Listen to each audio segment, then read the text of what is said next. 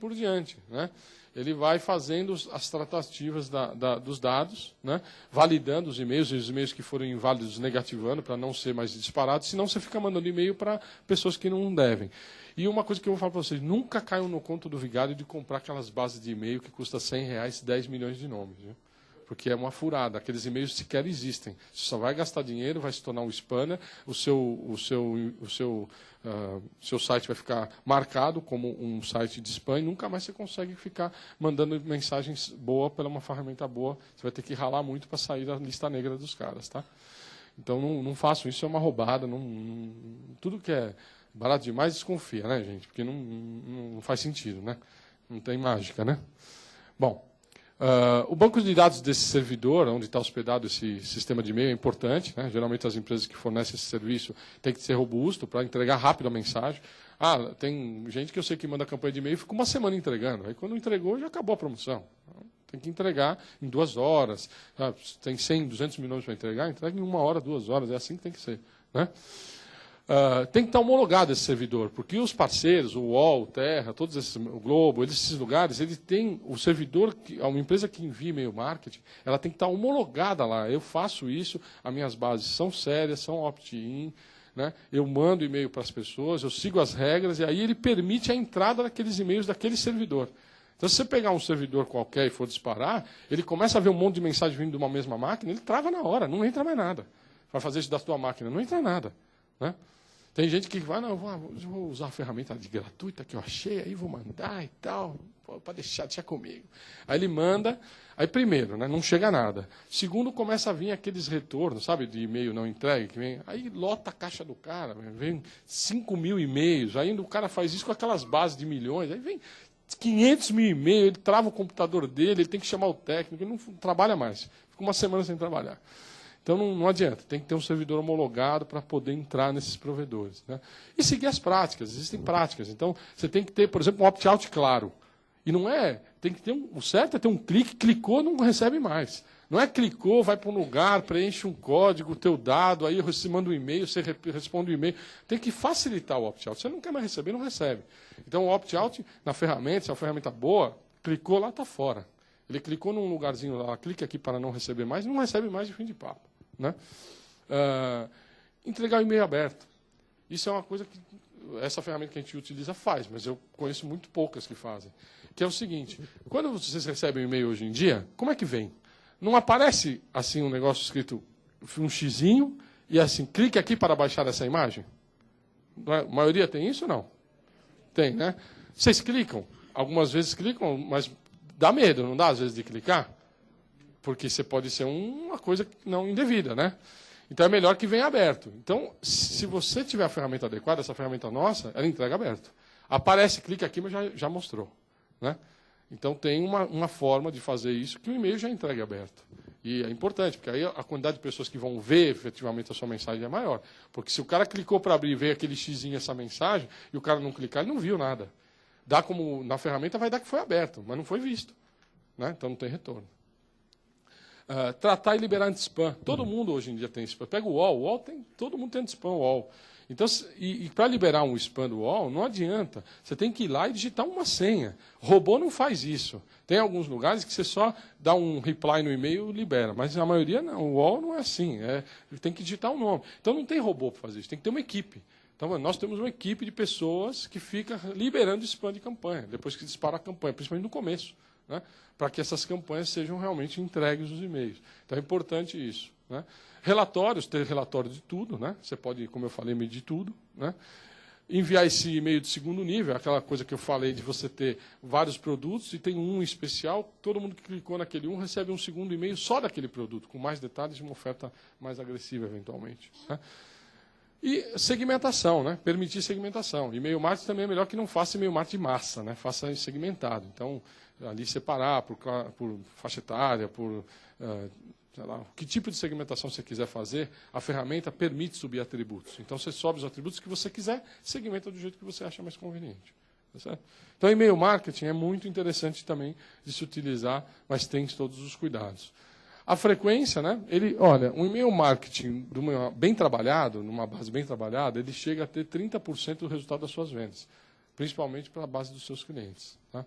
Então, é muito importante. Frequência, gente. O formato, os tipos, a segmentação, analisar o retorno, trabalhar com essa coisa do opt-in, opt-out. Então, é importante você tratar todos esses conceitos no e-mail. Mandar o número de vezes ali, tem um número mais ou menos ideal, mas o ideal é quando o cara não tem muito índice de opt-out. Quando você começa a encher o saco do cara e começa muita gente sair no opt-out, está na hora de você diminuir a frequência, né? Porque senão fica complicado. Agora depende do tipo de oferta, né? Tem esses caras aí, hoje em dia, tem esses clubes de compras. Alguém conhece? Deve conhecer, né? Brands Club. Vocês conhecem? Alguns conhecem? Então, um clube de compras. Esses caras mandam e-mail todo dia. Então, aí, às vezes o cara fala, mas sabe o que acontece? O cara não deslize. Você não sai. Por quê? Porque uma hora você vai esperar. Uma hora ele vai mandar um e-mail do negócio que eu quero comprar. Então, você acaba não saindo. Então, depende do caso. Ele tem que parar de mandar? Não, ele tem que continuar mandando. Né? Vou contar uma coisa rápida. A gente fazia, só uma curiosidade bacana, só para dar uma quebrada no gelo, a gente fazia na Som Livre um comercial, né, de televisão. Alguns já devem ter visto. Vendia uns produtos, uns CDs numa lata. E aí o comercial entrava na parabólica, no interior dos lugares que tem parabólica. E aquilo passava 10 vezes por dia, durante 60 dias. E tinha gente que já cantava a música de cima para baixo, de baixo para o lado, e sabia tudo. E tinha cara que se enchia o saco daquele comercial. Né? Então, um dia nós estávamos vendo uma coletânea chamada Belle France e um cara ligou para mim. Queria falar com o presidente da empresa, ligou e caiu lá para mim. Aí ele perguntou quantas eu tinha em estoque. Aí eu falei que a gente, na verdade, não tinha limite para fabricar quanto queria, mas naquela época tinha acho que 3.200 peças no estoque. E aí ele falou o seguinte, que se ele comprasse todas, se eu tirava a propaganda do ar, que ele não aguentava mais. Então, tem que tomar cuidado, né, gente? Não comprou. Não comprou, ele não era só brincadeirinha. Gente, aqui é um exemplo de um e-mail, né? Só para a gente ver como que se monta o e-mail marketing. Então, é importante ser criativo, ter os preços, ter as ofertas, reforçar as condições comerciais. Aqui, trabalhar um rodapé com as suas formas de pagamento. Aqui, o opt-out, bem claro. Ó, o cara clicou nesse lugarzinho aqui, embaixinho aqui, ó, ele sai, tá? Frequência. O que a gente recomenda? 1 a 2 e-mails por semana para clientes e 1 a 2 e-mails por mês para uma base de prospect. Tá? E-mails de relacionamento, então trabalhar com e-mail de aniversário, e-mail de quando ele passa a comprar muito que vira um cliente VIP, ou um e-mail de você trabalhar com inativo, o cara está inativo, você manda um e-mail de saudade, sabe? Uma brincadeira assim. Só voltar aqui. Você trabalhar com esses tipos, né, mais vendidos, lançamentos, bônus, crédito, saldão, frete grátis, super promoção, as datas comemorativas, né, a segmentação, trabalhar com o suspect. Aqui essa nomenclatura é o seguinte, o cliente já comprou. O prospect, ele se cadastrou no seu site, mas não comprou. Está cadastrado, mas não comprou ainda. Então, ele é um prospect. Você tem que fazer ele comprar para virar cliente. E o suspect é aquele cara que você nem cadastrado tem. Você conseguiu uma base para trabalhar, mas ele não está ainda cadastrado no seu site. Então, você cuida ele de um outro jeito. Né? E o VIP é aquele cara que já está comprando bastante com você. As análises de retorno, que a gente vê é taxa de entrega, de abertura de cliques e de conversão em vendas. Né? E o opt-in, na verdade, é essa permissividade no e-mail. O cara, quando faz um cadastro, ele responde, sim, quero receber suas ofertas, seus e-mails. Né? Ou não. E não, é opt-out. Né? Existe aqui o soft opt-in, gente, que a gente pode, às vezes, utilizar, que é, eu tenho uma base e coloco lá, sim, eu aceito receber os e-mails meus e dos meus parceiros. Se o cara der sim no e-mail dos parceiros, você poderia ceder essa sua base para um parceiro seu, enviar o e-mail para esse cliente, porque ele deu autorização. Isso a gente chama de soft opt-in. Tá? Às vezes a gente tem que utilizar isso para pessoas que não têm base, para buscar uma base para começar a trabalhar na prospecção. Tá? Gente, logística, né? Vendemos, divulgamos, fizemos e-mail marketing, né? Aí precisamos entregar. Então tem que tomar um cuidado com a logística. O cliente do e-commerce é ansioso de natureza. Ele compra agora, daqui 5 minutos ele liga e fala, já saiu. Aí você fala, não, gente, ainda não saiu, você viu lá, tem 10 dias para entrega. Não, mas eu não vi. Mas vai sair amanhã. Então você tem que estar ligado, né? O que a gente precisa aqui, gente? Lembrar que o sistema de e-commerce não é um sistema fiscal. Ele não emite nota fiscal. Dá para fazer? Dá para fazer. Você vai ter um sistema de e-commerce, ele emite um recibo e ele emite os dados para sair para um sisteminha de nota fiscal, eletrônica ou normal. Então, precisa ter um RP? Se você puder, é o melhor dos mundos. Se não der, que o custo não permitir, você consegue trabalhar ou com nota manual ou com um sisteminha que importa essas informações que o sistema gera para emitir essa nota. Mas ele não emite nota fiscal, ele não é fiscal. Ele não faz contas a pagar, não faz contas a receber, não faz fluxo de caixa, ele não é um sistema de RP. Tá? Certo? Mas então, se ele integrar, se você conseguir que o teu sistema integre com o seu RP, é importante. Então, porque aí você vai ter lá a emissão da nota, a emissão da etiqueta de endereçamento pelo RP de uma maneira adequada. É importante você escolher os parceiros certos para fazer a logística. E aí vou aqui elogiar o Correios. O Correios realmente é fantástico no Brasil, entrega em todos os municípios. Ou seja, não tem jeito, você tem que ter Correios. Se você tiver pega várias transportadoras, você não vai entregar em todos os lugares que o Correio entrega. A transportadora vai pegar, vai entregar uma parte e o resto vai entregar para o Correio. Vai te cobrar uma taxa para entregar para o Correio. Então, você tem que ter Correios no seu negócio.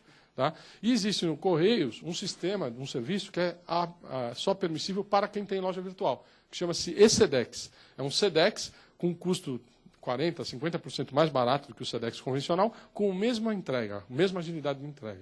Só que só é possível para quem tem loja virtual. Então, mesmo que você tenha uma loja física, quando você adere pela loja virtual, você pode usar para a tua empresa inteira.